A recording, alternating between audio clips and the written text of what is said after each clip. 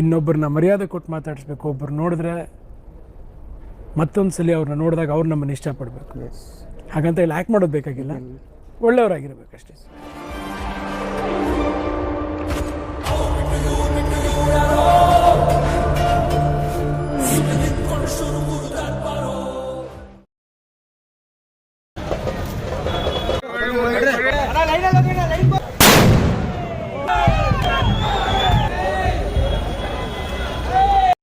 ನಮಸ್ಕಾರ ಕರ್ನಾಟಕ, ನಾನು ನಿಮ್ಮ ಆಯನ್ ಸಮಾಚಾರ ಯೂಟ್ಯೂಬರ್ ಮೈಸೂರುಗ. ಸೊ ಸದ್ಯಕ್ಕೆ ಬನ್ನಿ, ಇವತ್ತು ಭೈರತಿರಣಗಳದ್ದು ರಿವ್ಯೂ ಕೊಡ್ತೀನಿ. ಫಿಲಮ್ ಹೆಂಗಿದೆ, ಚೆನ್ನಾಗಿರೋ ಕ್ಯಾರೆಕ್ಟರ್ಗಳು ಇಲ್ಲಿ ಬೇಕಿತ್ತೋ ಬೇಕಿಲ್ಲೋ ಅಂತ ಬನ್ನಿ ಹೇಳ್ತೀನಿ. ಫಸ್ಟು ಕ್ಯಾಸ್ಟ್ ಬಗ್ಗೆ ಮಾತಾಡ್ತೀನಿ.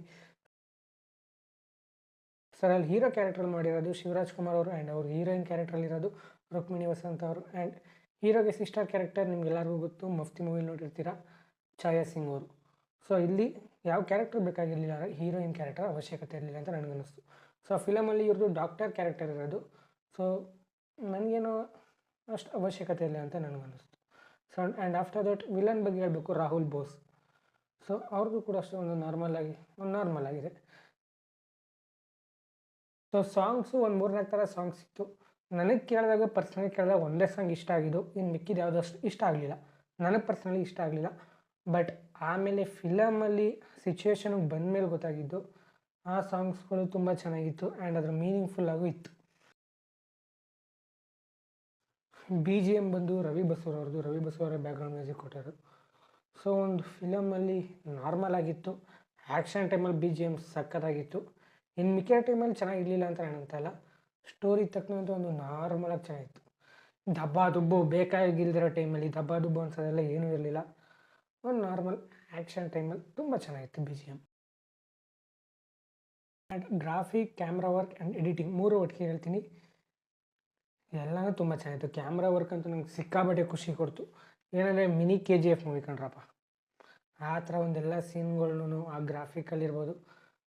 ಮೇ ಬಿ ಭೈರತಿರಣಗಲ್ಲು ಒಂದು ಮೈಲಿಗಲ್ಲು. ನೀವು ಟ್ರೇಲರಲ್ಲಿ ನೋಡಿರ್ತೀರ ಆಲ್ರೆಡಿ, ಮಫ್ತಿ ಮೂವಿ ನೋಡಿರೋದ್ರಿಂದ ಆಲ್ರೆಡಿ ನಿಮಗೆ ಗೊತ್ತಿರುತ್ತೆ ಯಾವ ಥರ ಇತ್ತು ಅಂತ. ತುಂಬ ರಿಚ್ ಆಗಿ, ತುಂಬ ಇನ್ನೂ ಅದಕ್ಕಿಂತ ಎಲಾಬ್ರೇಟ್ ಮಾಡಿ ತುಂಬ ಚೆನ್ನಾಗಿ ತೋರಿಸಿದ್ದಾರೆ. ಇದ್ರ ಡೈರೆಕ್ಷನ್ ಬಂದು ನರ್ತನ್ ಅವರು ತುಂಬ ಚೆನ್ನಾಗಿ ಡೈರೆಕ್ಷನ್ ಮಾಡಿದ್ದಾರೆ. ಆ್ಯಂಡ್ ಇನ್ನೊಂದು, ಇದು ಯಾರಾದ್ರೂ ಕಂಪ್ಲೀಟ್ ಆ್ಯಕ್ಷನ್ ಮೂವಿ ಅಂದ್ಕೊಂಡವ್ರೆ ಸ್ವಲ್ಪ ಡಿಸಪಾಯಿಂಟ್ಮೆಂಟ್ ಆಯ್ತೀರಾ.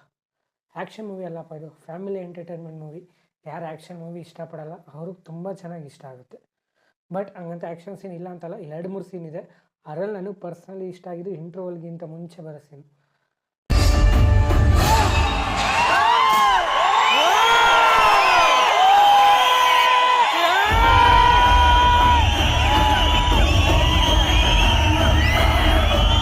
ಲಾಂಗ್ ಹಿಡ್ಕೊಂಡು ಶಿವಣ್ಣ ಪಂಚೆ ಕಟ್ಕ ಬರ್ತಾರೆ, ಏನು ಸೀನ್ ಅದು, ಹಬ್ಬ. ಸೊ ಸ್ಟೋರಿ ಏನಪ್ಪ ಅಂದರೆ, ಒಂದು ಊರಲ್ಲಿ ನೀರಿರಲ್ಲ, ಆ ನೀರಿಗೋಸ್ಕರ ಅವರಪ್ಪ ಲೆಟ್ರ್ ಬರೀತಾರೆ ಗೌರ್ಮೆಂಟ್ ಆಫೀಸ್ಗೆಲ್ಲ. ಅವರು ರಿಜೆಕ್ಟ್ ಮಾಡ್ತಾರೆ, ಹಾಳೋಯ್ತು ಅಂತಾರೆ. ಆಮೇಲೆ ಅವರಪ್ಪ ಸತ್ತೋಯ್ತಾರೆ, ಅದನ್ನು ಕೇಳೋರಿರಲ್ಲ. ಅದಾದಮೇಲೆ ಈ ಮಗ ಬಂದು ಕೇಳ್ತಾನೆ, ಅದಕ್ಕೂ ರೆಸ್ಪಾಂಡ್ ಮಾಡಲ್ಲ. ಅದಾದಮೇಲಿಂದ ಭೈರತಿರಣಗಳನ್ನ ಕ್ಯಾರೆಕ್ಟ್ರು ಚಿಕ್ಕ ವಯಸ್ಸಲ್ಲಿ ಜೈಲಿಗೆ ಹೋಗುತ್ತೆ. ಆ ಜೈಲಿಗೆ ಏನಕ್ಕೆ ಹೋಯ್ತಾರೆ, ಆ್ಯಂಡ್ ಆ ರಾವಣಾಸುರ ಅಷ್ಟೊಂದು ಅಗ್ರೆಷನ್ನು, ಅಷ್ಟೊಂದು ಹ್ಯಾಂಗರ್ ಏನಕ್ಕೆ ಭೈರತಿರಣಗಲ್ಗೆ, ನೀವು ಫಿಲಮಲ್ಲೇ ನೋಡಬೇಕು. ಅದನ್ನು ತುಂಬ ಚೆನ್ನಾಗಿ ತೋರಿಸಿದ್ದಾರೆ. ಆ್ಯಂಡ್ ಏನಕ್ಕಷ್ಟು ಆ್ಯಕ್ಷನ್ ಸೀನ್ ಇಲ್ಲ ಅಂದರೆ, ಮಫ್ತಿ ಮೂವಿಯಲ್ಲಿ ಆಲ್ರೆಡಿ ನೀವು ನೋಡಿದ್ದೀರ. ಇಲ್ಲಿ ಜಸ್ಟ್ ಆ ಭೈರತಿರಣಗಲ್ ಅನ್ನೋದು ಏನಕ್ಕೆ ಬಂತು, ಹೆಂಗೆ ಬಂತು ಅನ್ನೋದು ತೋರಿಸಿರೋದು. ಒಂದು 2-3 ಆ್ಯಕ್ಷನ್ ಸೀನ್ ಅಷ್ಟೇ ಇರೋದು, ಆ್ಯಕ್ಷನ್ ಸೀನ್ ಇಷ್ಟಪಡೋರಿಗೆ. ಸೊ ಓವರಾಲ್ ನನಗನ್ಸಿದ್ದು ಮೂವಿ, ನಾನು ಆ್ಯಕ್ಷನ್ ಸೀನ್ ತುಂಬ ಎಕ್ಸ್ಪೆಕ್ಟ್ ಮಾಡಿದ್ರಿಂದ ಸ್ವಲ್ಪ ಡಿಸಪಾಯಿಂಟ್ಮೆಂಟ್ ಆಗಿದೆ. ಬಟ್ ಅದು ಬಿಟ್ಟರೆ ಫಿಲಮ್ ಚೆನ್ನಾಗಿದೆ, ಒಂದು ಫ್ಯಾಮಿಲಿ ಎಂಟರ್ಟೈನ್ಮೆಂಟ್ ಮೂವಿ, ಹಬ್ಬ ಅಂದ್ಕೊಳ್ಳಿ. ಸೊ ಮಫ್ತಿ ಇತ್ತು, ಇದು ಕಂಪ್ಯಾರಿಸನ್ ಮಾಡ್ಕೊಂಡು ನನ್ನ ಎಕ್ಸ್ಪೆಕ್ಟೇಷನ್ ಪ್ರಕಾರ ಮಫ್ತಿ ಚೆನ್ನಾಗಿತ್ತು. ಅದಾದಮೇಲೆ ತೋರಿಸ್ತಾರಪ್ಪ ಕೊನೆಯಲ್ಲಿ ಮಫ್ತಿ ಮೂವಿ ಶ್ರೀಮೂಲ್ಯರನ್ನ ತೋರಿಸ್ತಾರೆ, ಅದೆಲ್ಲ ತುಂಬ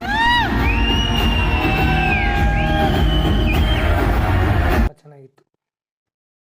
ಸೊ ಓವರಾಲ್ ಫಿಲಮ್ ಚೆನ್ನಾಗಿತ್ತು.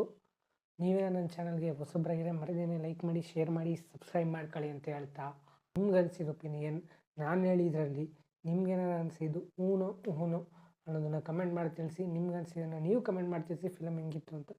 ಸೊ ಬನ್ನಿ, ನೆಕ್ಸ್ಟ್ ವಿಡಿಯೋಲಿ ಸಿಗೋಣ. ಜೈ ಹಿಂದ್, ಜೈ ಕರ್ನಾಟಕ, ಜೈ ಪವರ್ ಸ್ಟಾರ್.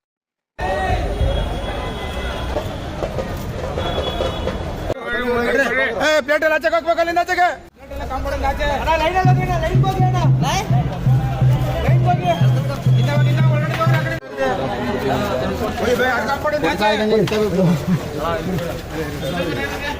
ಬೇಗ